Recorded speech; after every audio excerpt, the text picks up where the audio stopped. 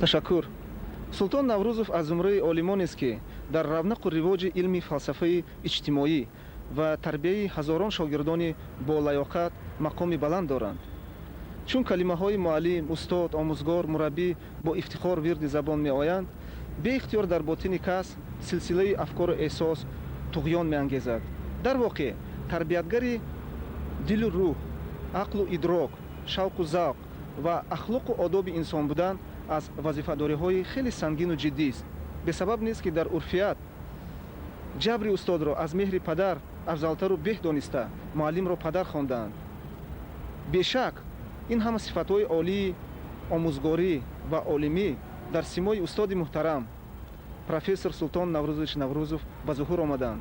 ман аз тақдиру сарнавишти хеш розиам ки дар марҳилаи муҳими зиндагиам Султон Наврӯзов бар ин олиму омӯзгор ва инсони раҳмдилу бомурувват ҳомӣ ва раҳнамои ман буданд.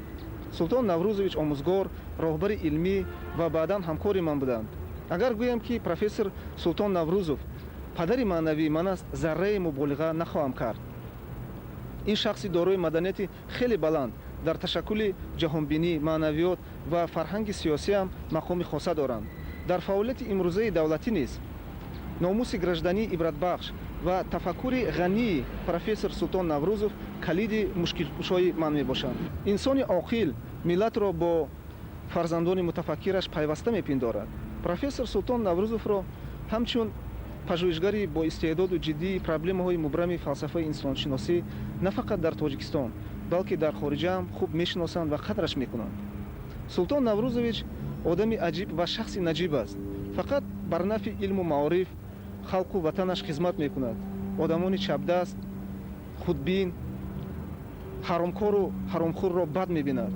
хоксории ғайриоддии рафтору кирдор, рӯзгору зиндагӣ, покдилӣ ва равшанзамирии профессор Наврӯзов ибратомӯзанд.